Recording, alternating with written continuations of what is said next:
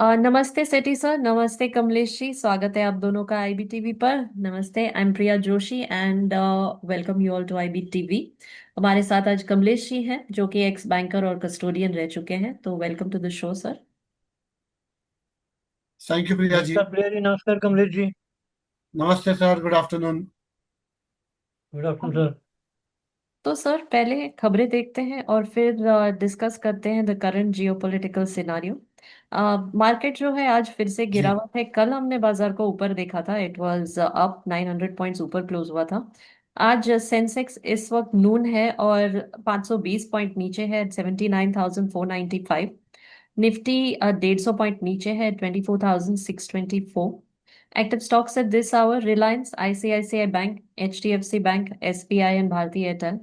Top five gainers: Bharat Elect, Reliance, NTPC, Hindalco, and HCL Tech. Top five losers: ICICI Bank, Bajaj Finserv, Interglobe Aviation, Max Healthcare, and Larsen. अब तो बाजार में नरमाई का माहौल है फिर से। और अगर डिटेल एनालिसिस करें तो लॉसेस तो आज सुबह से नजर आ ही रहे हैं। और इंडाइसेस काफी वॉलेटाइल नजर आ रहे हैं, अटेम्प्टिंग इंटरमिटेंट रिकवरीज लेकिन continuing to trade in red today. Banking stocks pressure में है: ICICI, Axis, SBI, they are dragging.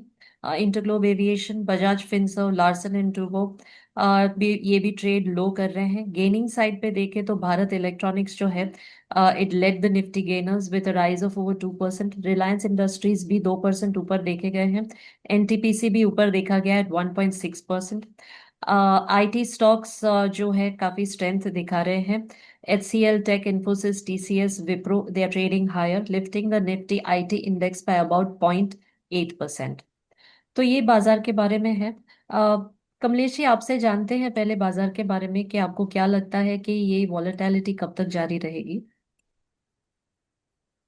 Priya ji, once again we are into war zone, आप कह सकते हो। जी। और पहले तो कुछ दो कंट्री के बीच में हम वॉर देखते थे। हम्म। यूक्रेन एंड रसिया है, या जी। इजराइल एंड हमास था। हम्म। लेकिन this time the yes. War is impacted on the entire middle east area of the world.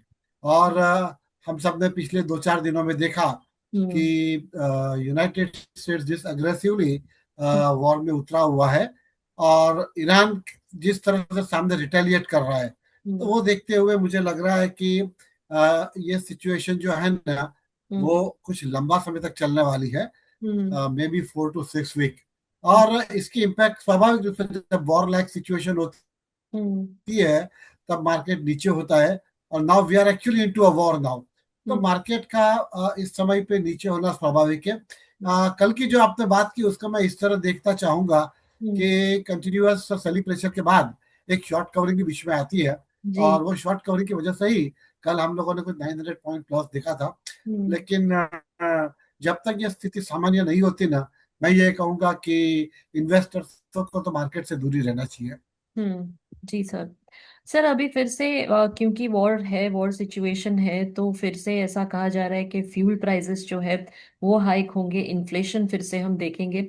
लेकिन आज खबर ये आई है कि क्योंकि भारत रशिया से ऑयल खरीद रहा है in the mids of the tension, west Asia tension, fuel price hike India में हो is quite unlikely. What is your take on that? हाँ प्रिया जी, एक्चुअली मैं कल एक मीडिया से न्यूज़ देख रहा था, तो वहाँ यही मैसेज था कि भारत के पास अभी 1 मंथ चले हम्म। उतना क्रूड का स्टॉक पड़ा हुआ है। लेकिन हम्म। प्रिया जी, ऐसा है, दो इम्पोर्टेंट स्टेटमेंट आज आए हुए हैं ये हम्म। वॉर की सिचुएशन में से, वॉर इम्पैक्टेड कंट्रीज की ओर से, हम्म। कि ईरान ने ये कहा है कि हॉर्मस स्ट्रेट जो है वो भारत के लिए खुला रहेगा। हम्म। और भारत हमारा मित्र रहा है। तो कभी कभी जो कहते हैं ना कि देखिए, सरकारों की विदेश नीति कैसी होनी चाहिए, हम्म। ये उसका एक उदाहरण है कि दुनिया के हर एक राष्ट्र से हम्म। भारत ने मैत्रीपूर्ण व्यवहार रखे हुए हैं। तो हम्म। आज ये उसका एक बेनिफिट हमको देखने को मिल रहा है कि ईरान ने कहा है कि ऑयल वेसल फॉर इंडिया, उसके लिए हॉर्मोज स्ट्रेट खुला हुआ है। हम्म। सेकेंडली, प्रेसिडेंट ट्रंप ने ये कहा है कि हम्म। भारत अगले 30 दिन तक रसिया से ऑयल खरीद सकता है। जी। मुझे थोड़ा हंसी इसके लिए आ रही है कि देखिए ना, भारत एक सॉवरेन इंडिपेंडेंट कंट्री है। मैं नहीं मानता भारत तो किसी भी देश की परमिशन की आवश्यकता होती है कि जी। कौन सी कंट्री से क्या खरीदना, कब खरीदना। जी, बट मैं I anyway was coming to उसको दैट भाई एक्चुअली। मैं आपको सेकंड ये पूछने वाली थी कि ऐसा भी सुना है कि ट्रम्प ने अलाउ किया है भारत को, तो हाँ why do we need his permission? हाँ, तो मैं यही, इसके ऊपर मेरा कमेंट यही रहेगा।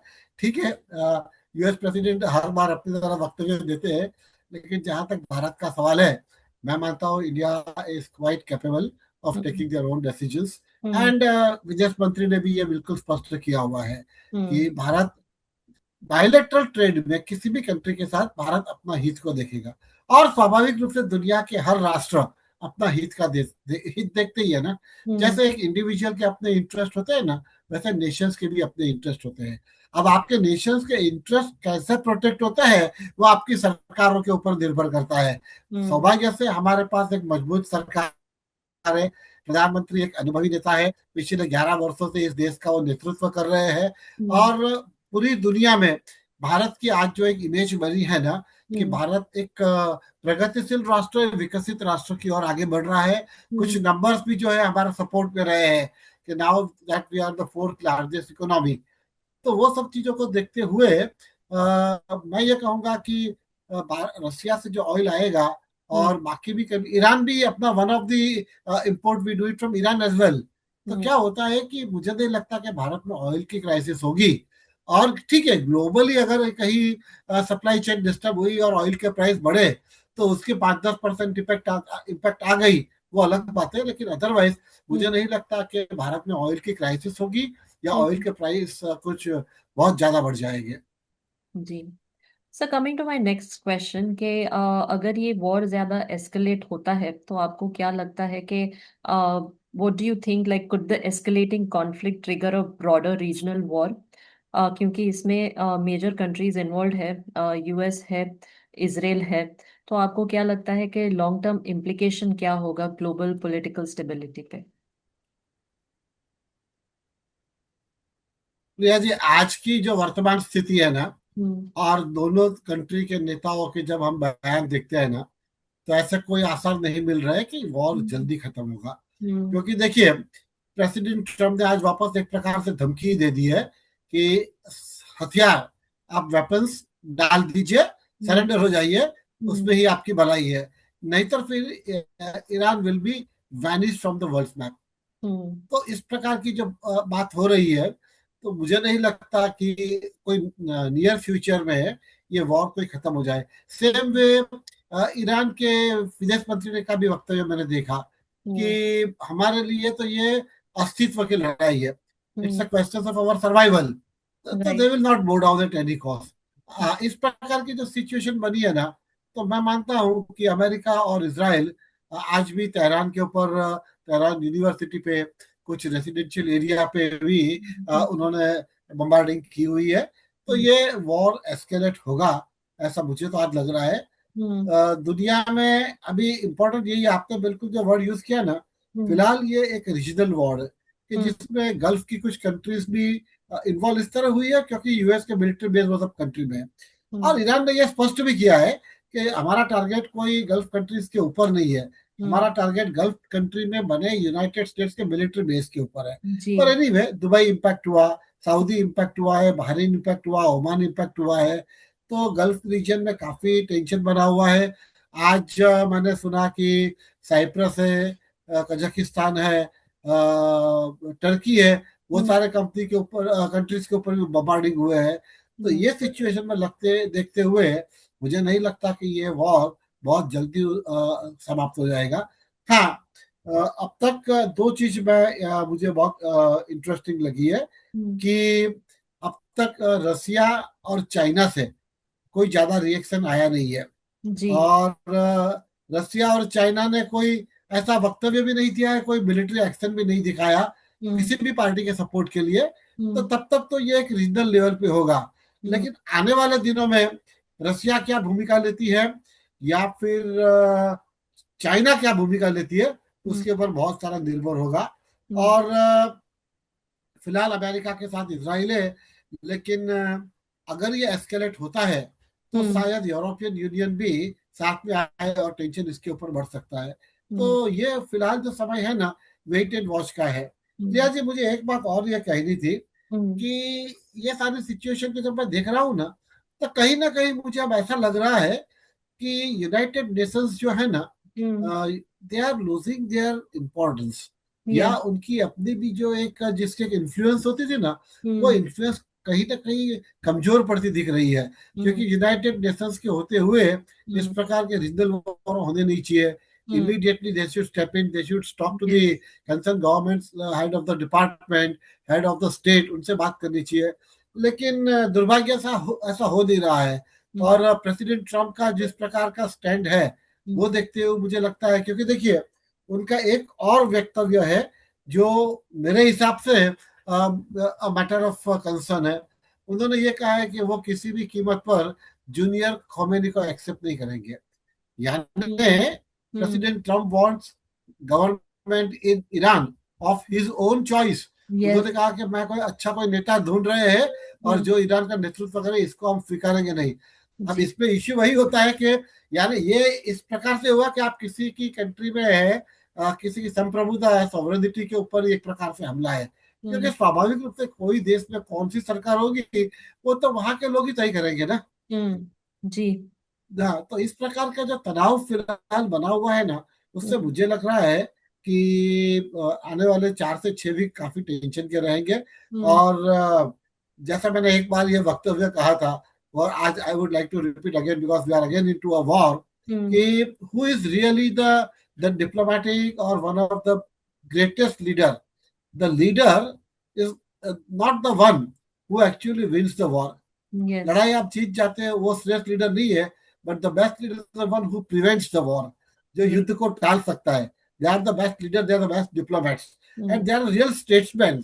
हम्म। तो मुझे लगता है कि आने वाले दिनों में दुनिया में ऐसा कोई कंट्री के नेता, मैं तो ये कहूंगा, विश्व भारत को बहुत ही आशा की नजरों से देखती है। हम्म। भारत की अपनी कोई भूमिका हो सकती है ये युद्ध को रोकने के लिए। हम्म। लेकिन we have to wait and watch for some time. Yes, absolutely. और सर, आपने यूनाइटेड नेशंस की बात बिल्कुल सही कही। हम काफी समय से देख रहे हैं कि उनका कोई भी टेक नहीं होता है। And I think America is looking for somebody in Iran जो कि अमेरिका के लिए फायदेमंद रहे। उनका यही मोटिव है पहले से।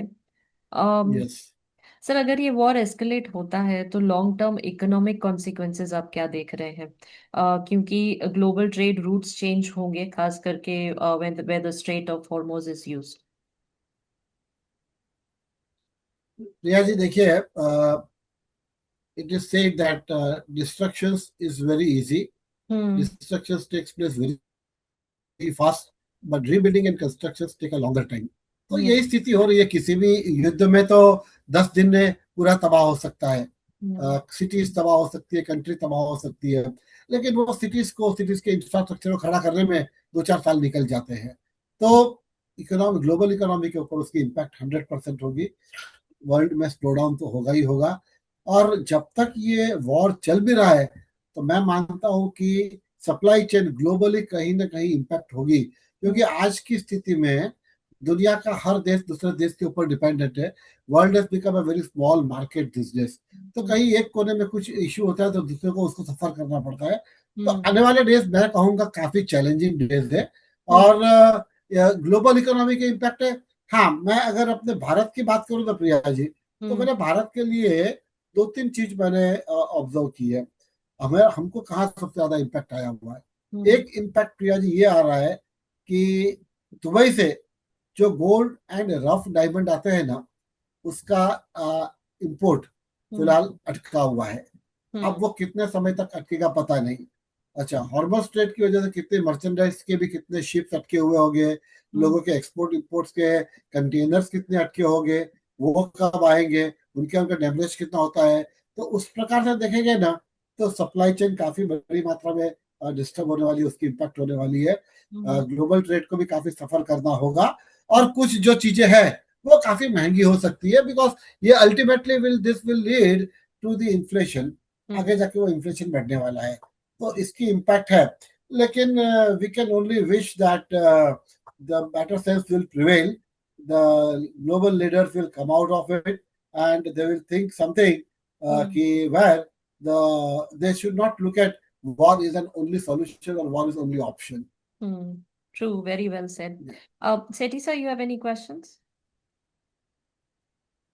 मेरा भी सवाल यही है कि ये वार का कोई हमारे माइंड में जो कंसेप्ट था वार का, वो कंसेप्ट चेंज हो गया। अभी अभी ड्रोन से वार हो जाती है, जी। और उसके बहुत कम खर्चे में भी काम इधर वो बना रहे हैं, रॉकेट और उधर डाल रहे हैं। तो ऐसा लग रहा है कि बड़ा जैसे होटल में खाना सर्व हो रहा है। नहीं, बात सही है आपकी। देखिए, कोई चिंता नहीं है कितनी देर चलेगी ये वार। और जहाँ शांति होती है तो वहां ट्रम्प साहब फिर जाके दोबारा शुरू करा देते हैं। ऐसा है कि आपका कुछ और द दूसरे जो लेटेस्ट लोग वेपन। इन्वॉल्व नहीं है, अभी दुबई इन्वॉल्व नहीं है ईरान में, तो दुबई में चला गया रॉकेट। तो अननेसेसरली भी बहुत लोग उसमें आ रहे हैं, क्रॉसिंग में। तो ये सबको कैसे सॉल्व करना है चीजों को, और कितनी चलेगी बड़ा, क्योंकि पहली बार ऐसा हो रहा है। तो उसके बारे में क्या आप कहना चाहेंगे कमलेश जी? जी देखिए सेठी जी, अ, एक चीज ऑब्जर्व कीजिए। इतने वर्षों का इतिहास भी आप देख लीजिए। दुनिया में जितने भी वॉर हुए हैं ना, यूनाइटेड स्टेट्स कभी अपनी भूमि के ऊपर से तो वॉर लड़ा ही नहीं है। अब दुनिया के सारी दुनिया के ऊपर एक महासत्ता के रूप में उनका अपना एक प्रभाव है। और इसलिए क्या हुआ है कि पूरे गल्फ रीजन के अंदर उनके अपने मिलिट्री बेस है। दुनिया के अनेक देशों में उन्होंने अपना मिलिट्री बेस बनाया हुआ है। तो यूनाइटेड स्टेट्स के साथ लड़ना होगा तो कहाँ लड़ेंगे वो? यूनाइटेड स्टेट्स से तो अटलांटिक ओशन पार करके वो जा नहीं सकते। तो उनके जहां जहां मिलिट्री बेस है गल्फ रीजन में, हमने जो देखा, और उसके लिए गल्फ के सारे कंट्रीज, फिर आप बहरीन कह लीजिए, सऊदी अरेबिया कह दीजिए, यूनाइटेड अरब अमीरात कह दीजिए, आज तो उन्होंने साइप्रस और टर्की के ऊपर अटैक कर दिया हुआ है। तो उस प्रकार से ये वॉर में ऐसा हो रहा है कि जहां जहां यूनाइटेड स्टेट्स के इंटरेस्ट है, मिलिट्री बेस है, उसके ऊपर ईरान हमला कर रहा है। और ये आपने जो कहा ना ड्रोन के हमले, ये बिल्कुल ये भी एक सही बात है कि with the invention and innovation of the new technology, तो अब ऐसा हो रहा है कि drone is acting as one of the most powerful weapon. और मैं आज कहीं एक पढ़ रहा था कि ईरान के पास कोई ऐसे ड्रोन है कि उसको अगर एक साथ 100 या 200 या 500 ड्रोन को छोड़ दे तो शायद वो पूरी सिटी को भी डिस्ट्रॉय कर सकते हैं। यानी वर्ल्ड जो है is going into a completely different mode as far as the war is concern. Traditionally जो खाली बम्बार्डिंग होते थे वैसा हो नहीं रहा है। पर इतना मैं निश्चित रूप से कहूंगा कि जहां जब मिलिट्री स्ट्रेंथ की जब हम बात करते हैं ना, तो इस बात का स्वीकार करना चाहिए कि United states is one of the most powerful country far as the defense equipments and military weapons are is concerned. Iran जो है, ईरान आज लड़ रहा है, लेकिन मुझे पता नहीं कि ईरान के पास कितना स्टॉक और होगा, कितना वो कर पाएंगे। और दूसरा कि ये जो आपने बताया ना, इसका जवाब वही है कि अभी कैसा होता है, जहां जहां मित्र राष्ट्र है, इसराइल और अमेरिका मित्र राष्ट्र है, तो यूनाइटेड स्टेट्स इसराइल की भूमि को यूज कर रहे हैं सारे वेपन्स को यूज करने के लिए। ये स्थिति बनी है। और यस, ये इस प्रकार से वॉर होगा। अब आने वाले दिनों में तो लोग कहते हैं कि कुछ कंट्री के पास केमिकल बॉम्ब भी बने हुए हैं। न्यूक्लियर वेपन तो हम सब जानते ही है। हम सब प्रे करेंगे कि दुनिया का कोई भी देश न्यूक्लियर बॉम्ब का इस्तेमाल कहीं भी कभी भी नहीं करे, क्योंकि 1945 सेकेंड वर्ल्ड वॉर में जापान के साथ जो हुआ है वो पूरे विश्व ने देखा हुआ है। केमिकल बॉम्ब्स की भी बहुत सीवियर इम्पैक्ट है। अब बिल्कुल अलग प्रकार से युद्ध हमको देखने को मिल रहा है। और मैं तो ये कहूंगा सेठी सर कि शायद आने वाले 10 साल के बाद तो ऐसा होगा कि only there will be economic war. किसी भी कंट्री को आप इकोनॉमिकली खत्म कर दो, खत्म हो ही गया ना, वेपन्स की क्या आवश्यकता है। सही बात है। पर इसका दूसरे देश की अर्थव्यवस्था पे कैसे प्रभाव पड़ता है? अभी ऑयल $80 हो गया तो हम सब प्रभावित हो गए उससे, ऑयल से। ऐसे अभी हमें बिल्कुल। सोना जबरदस्ती लेना पड़ेगा। अगर आपको बैंकों के लिए नहीं भी चाहिए था, अभी लेना पड़ेगा, क्योंकि वो करेंसी के तौर पे स्ट्रॉन्ग करेंसी बन के आ रहा है। तो ऐसे बहुत सी चीजें आप नहीं करना चाहते हैं, लेकिन आपको करनी पड़ेगी। उसके बारे में आपका क्या कहना है? देखिए सेठी सर, एक एक डेटा जो मेरे पास आया है वो मैं शेयर करता हूँ। फिलहाल करीबन 700 शिप्स वेसल्स वो हार्बर्स स्ट्रेट के वहां अटके हुए हैं। अब आप ये इमेजिन कर लीजिए कि अगर वॉर ये 1 महीना 2 महीना चलता है तो ये 2 महीने तक पूरी दुनिया में सप्लाई चेन डिस्टर्ब होगी। कई कंट्री के अंदर क्राइसिस खड़ी हो जाएगी। आपने जो बताया वैसे कुछ चीजों के दाम बढ़ेंगे तो इन्फ्लेशन उसका बढ़ेगा, इकोनॉमी के ऊपर सीवियर इम्पैक्ट आएगी। तो ये सारी चीजें तो है ही, लेकिन साथ साथ ये होता है कि विश्व के व्यापार की इम्पैक्ट, उससे दुनिया का आजकल कोई देश नहीं बच सकता। जब मैंने अभी कहा था ना कि आज world has become so small and market has become so small कि दुनिया में कहीं भी कुछ होता है तो उसकी इम्पैक्ट कहीं ना कहीं दुनिया के बाकी देशों पे आ जाती है। अब ऑयल का जो सवाल है, ऑयल इज द मेजर, मैं तो ये मानूंगा सप्लाई चेन के लिए मोस्ट इंपॉर्टेंट कोई एक कमोडिटी है कि जिसके बिना दुनिया की पूरी ट्रांसपोर्टेशन सिस्टम से अटक जाए। लेकिन मैं ये कहूंगा कि नेताओं, जो द लीडर प्रेसिडेंट ट्रम्प के आने के बाद, मुझे ये इतना तो निश्चित रूप से दिखा है कि वे चाहते हैं कि अमेरिका फिर से, his language, America will be great again. अब ग्रेट का मतलब मैं तो यही करूंगा कि वो चाहते हैं कि अमेरिका फिर से बिल्कुल महासत्ता के रूप में उभरे, अमेरिका का इन्फ्लुएंस पूरी दुनिया पर बने रहे, दुनिया के हर देशों में सरकार उनको जिस प्रकार से अनुकूल हो उनके फेवर में काम करे वैसी चाहिए, और ये महासत्ताओं की भूमिका रही है। तो ये इम्पैक्ट दुनिया के हर देश पे होगी। मैं अपने देश की अगर आप बात करूं, मैंने अभी जो प्रिया जी से बात किया, तो मुझे लगता है कि हमारे देश की जो इकोनॉमी है ना, ईरान के साथ हमारे रिश्ते अच्छे रहे हैं, तो सप्लाई चेन पे भारत को ज्यादा इम्पैक्ट नहीं होगा। यूनाइटेड स्टेट्स से भी आपने देखा 6-8 महीने तक अपना निगोशिएशन चलता रहा, एफटीए के बारे में बात नहीं होती थी, लेकिन फाइनली 15% पे वो आ गए। तो आज भारत एज अ कंट्री वो स्थिति में खड़ा है कि India has been seen as one of the important country of the world, और भारत को आज लोग मानते हैं कि ये उभरती हुई अर्थव्यवस्था है।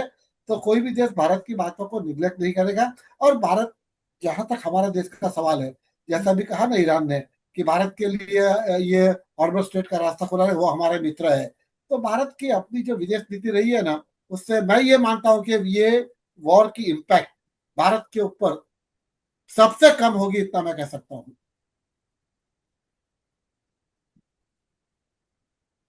जी। तो कमलेश जी, सर। ऐसा लगता है, एक मेरा आखिरी सवाल है जी। कि ज्यादा देशों के छोटे छोटे देश हैं खाड़ी वाले, तो इनकी हम्म। वार तो पानी में ही होगी। हम्म। तो पानी में पानी में होगी और जाएंगे एयर तो स्ट्राइक दोनों तो होगी। ऐसे लगेगा होली खेल रहे हैं। नहीं देखिए, as far as this countries are concern, आपने सही बताया, या तो क्या होगा, सबमरीन और नेवी के माध्यम से होगा, या एयर स्ट्राइक होगी। अब फिलहाल जो हम देख रहे हैं वो नेवी और एयर स्ट्राइक ही देख रहे हैं।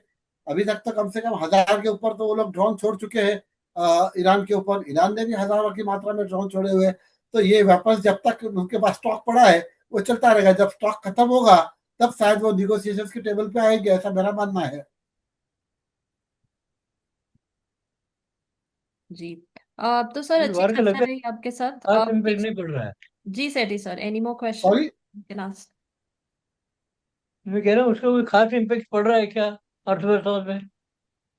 नहीं सिटी सर, जो मैंने कहा ना, अर्थव्यवस्था में देखिए, जो अभी कहते हैं ना कि वॉर खत्म होने के बाद ही समझता है हमको कि कितना डैमेज हुआ, कितना नुकसान हुआ। और वो reconstruction, rebuilding required again, the funds will required lot of natural resources, you will required lot of human resources. तो सारा फिर से रिकंस्ट्रक्ट करना, रिबिल्ड करना, it all involve the cost. तो वापस इसकी सरकारों के लिए फंड्स की आवश्यकता, फिर वापस टैक्सेशन, फिर महंगाई। तो जो मैंने अभी जब शुरुआत में ओपनिंग में कहा था ना कि destruction can happen in 10 days, but to build that thing again will take years, will take 2 years, 3 years, 5 years। तो अभी भी ये लोग वही कर रहे हैं ना, जब अटैक करते हैं तो एयरपोर्ट के एयर स्पेस को उड़ा देते हैं, एयरपोर्ट उड़ा देते हैं, डिफेंस के उन लोग के जो स्टोर्स होते हैं उनके ऊपर अटैकिंग होती है। कोई बड़ी एजुकेशनल इश्यू, आज तेहरान की यूनिवर्सिटी के ऊपर अटैक हुआ है। तो ये सारी चीजें जो डिस्ट्रॉय तो हो जाएगी 2 दिन में, लेकिन उसको खड़ा करने में टाइम जाएगा, तो स्वाभाविक रूप से इम्पैक्ट तो होगी होगी इसकी। ठीक है जी। जी। तो सर, अच्छी चर्चा रही, आपने अच्छी जानकारी दी। Thank you so much for joining us yes, today. आपसे थैंक यू। फिर वापस मिलेंगे जल्दी। थैंक यू सर, नमस्ते। यस, नमस्ते thank you Sethi Priya sir, जी। नमस्ते कमलेश जी। नमस्ते। Thank you Kamlesh ji, thank you Priya thank जी। यू।